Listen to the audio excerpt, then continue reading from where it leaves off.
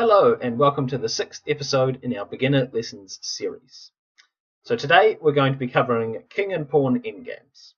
So this is a very famous position from a lot of endgame studies, and it's very critical that you know what's going on in this position.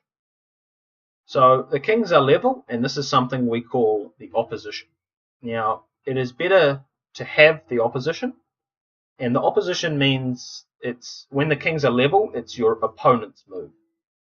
Because in this position, it's quite funny, is that if it's black to move, black loses, and if it's white to move, white can only draw.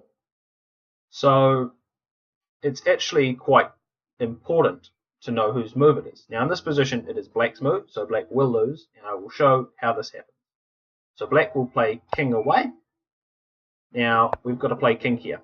And the reason we have to play this is because we have to get this king to march up the board so that it can escort the pawn up the board to get a queen. Now we should know from the last episodes that our goal in this position is to go pawn up, get a queen, and then checkmate, which we all should know how to do by now. Or you can get a rook, but you should get a queen. So king away, we need to escort it. So this move here guards these three squares. So if an opponent plays a bad move like this, we can just run the pawn up straight away. And there's basically no stopping it. It will run up the board. They might try here. We can play here, here, and king up again. They're now cut off, and we just march up the board.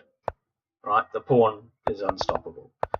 So they can never go level this way. So when we do play here, they will play back here, and we can play here. Level again. So now we've got the opposition for a second time. So note that if they just go somewhere like here, we can follow them and have the opposition, and we're just further up the board. So they're not going to play as far away as they can. They're going to play something like king d6. It doesn't matter if they play king f6, it's exactly the same, king up here. But king d6, king over to this side. Again, if they play here, we can just run the pawn up, and we've got the opposition. These three squares are guarded. They'll play here, and we can just run the pawn all the way up the board. And here, and the opposition again. Right? So that's something key to note. So king f5, king e7, king over. Now I've got the opposition. They'll play king away. Now I recommend this move.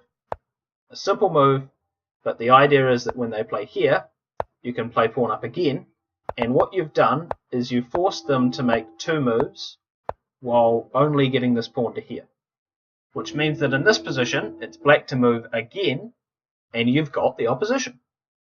So black now has to make a move, probably king d7. Again, this is the same, it's just a mirror image, so practice this position. But king d7, king f6, covering these three squares, king e8, king e6. Now white has the opposition again, king out the way, king up, covering these three squares, king up, and now finally e5, where white is just going to play pawn up, pawn up, pawn up, and queen, because all of these three squares are covered by the king. So from here, there's nothing black can do, and this game is basically over. White will go and get a queen, and we all know how to checkmate. So now I will go on to play this position with white to move, and how to defend this as black. So now black has the opposition, right? It's white to move, and so black has the opposition. Again, king's level. So white will play a move, king over, and we should just play king level, right? If we get a chance, we should always play king level. They might try this funny move, and we should just go here, king level, you know. So if they're going to try and play for a win, you know, we can just keep following them level. They can march out here, we can follow them level. We might even, on this move, we might even try this and try and win the pawn. So none of that really matters. If they're going to try and win this position, they have to try and push the pawn up. So this is a sneaky move. They can play here straight away, and we'll just go in front of it. And this, you'll see this position later on, so that's fine. But this is a sneakier move. So they go here, and then we play this move. And whenever we get into a position like this, where we don't know where to put the king, we should always step back one. Right? We should never go to here, because then white wins this position. Just like before, they can march their king up and escort the pawn all the way down the board. So we should always just drop the king straight back one square. So they'll play king f4, escorting the pawn. Now if they play any other move, like here, we can just go up, attack the pawn, they go back, and we go back, and they've made no progress. If they play a move like king here, we just go king forward, and they've made no progress. They have to go back, so no progress. So in this position, they have to really play king forward. Now, king f6, level. Now we've got the opposition again. e5 check, king e6, block the pawn, king e4. So this is the position we had before that I said we'd get to later. So king e7, straight back. King d5, again this is, so king d5 we meet with king d7, so level, and we've got the opposition. And king f5 we meet with king f7, level, and we've got the opposition.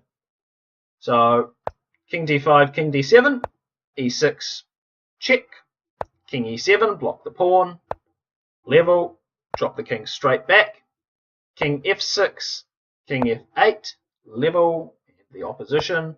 Again, if they play king d6, king d8, level, in the opposition.